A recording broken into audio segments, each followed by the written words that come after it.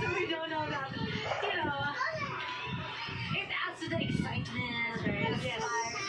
But also our technical officials trying to, make the best decision, especially, things are very tight. It's the battle for bronze game two. So far, the challenge is inconclusive. And first referee seeing it was already part of the memo that they released